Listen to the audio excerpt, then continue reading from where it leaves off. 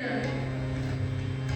आता हिने विचार केला सज्जनांकडे जायचंय आपल्याला आणि म्हणून तिने केस बांधले, केसांची छान निगा राखा, छान वेणी घातली, छान गजरा घातला, छान वेश धारण केला आणि काहीतरी कारण काढून ही नंदाच्या घरी आली. बरं आता थेट कसं जाणार हो, बाळापाशी कसं जाणार? मधली सगळी व्यवस्था प्रसंग जास्त रंगत नाही, पुढे जाते. काहीतरी कारण काढून यशोदेला तिनं हे आणून दे, ते आणून दे, बाळा करता असं करू तसं करू म्हणून बाहेर पाठवलं.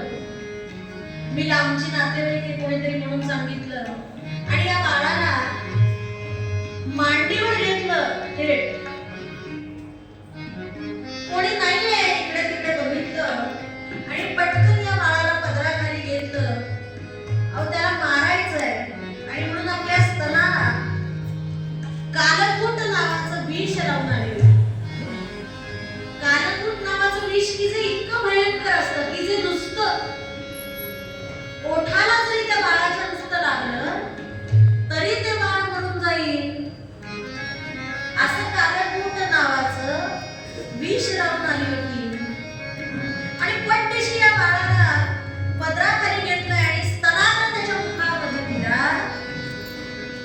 लहान बाळ जेव्हा दूध पितात आईच्या अंगावरती तेव्हा शास्त्रकार म्हणतात की ते डोळे मिटत नाही, बघा म्हणजे पूर्ण मिटत नाही किंवा पूर्ण उघडेही नाही, अर्धोन्मिलित नेत्र अशी अवस्था. शंकराचार्य म्हणाले त्यांची ती समाधी अवस्था असते. म्हणून पूर्वीचे लोक सांगायचे की भरपूर दूध पाजावं बाळांना. आताचे डॉक्टर याच्या बरोबर विरुद्ध सांगतात किंवा मुलीच ठरवतात की नाही आम्ही 1-2 महिने झाले आता असो. आणि पटकन या बाळाला पदराखाली घेतलं, स्तनाग्र मुखामध्ये दिला. भगवंताने डोळे मिटून घेतले.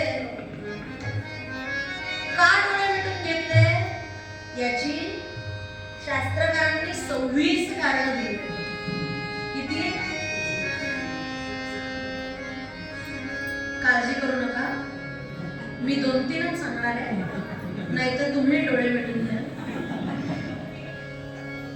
पहिलं कारण त्याचं सांगितलं की भगवंताने डोळे मिटून विचार केला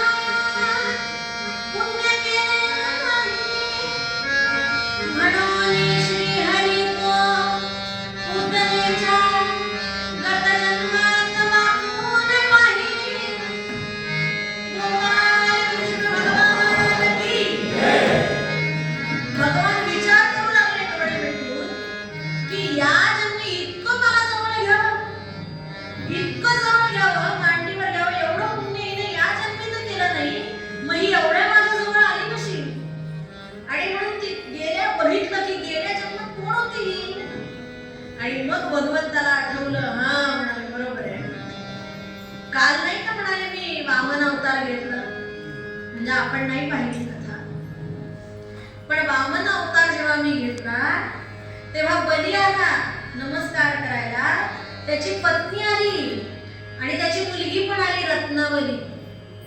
आणि त्याच्या मुलीनं मला पाहिलं आणि तिने विचार केला, वाह काय गुटगुटीत बाळ आहे हो, किती गोड बाळ आहे, किती गोड बाळ आहे. या बाळाची आई किती भाग्यवान असेल नाही. आणि असं बाळ मला होईल, अशा बाळाला मला जवळ घेता येईल, मला त्याला स्तन्य पाजता येईल, असा विचार त्या मुलीनं केला.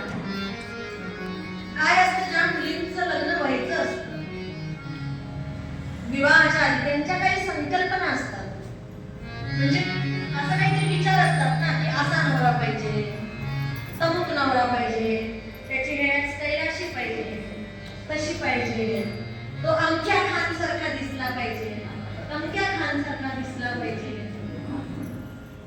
तर अशा काही संकल्पना. तसं हिने विचार केला किती गोड बाळ आहे, असं बाळ मला होईल आणि मला त्याला जवळ घेता येईल. हा झाला पहिला संकल्प. ऐकताना आणि दुसरा संकल्प, ज्या वेळेला या बळीला मी पाताळामध्ये काढलं, त्याला संपवलं, तेव्हा हीच रत्नावलीची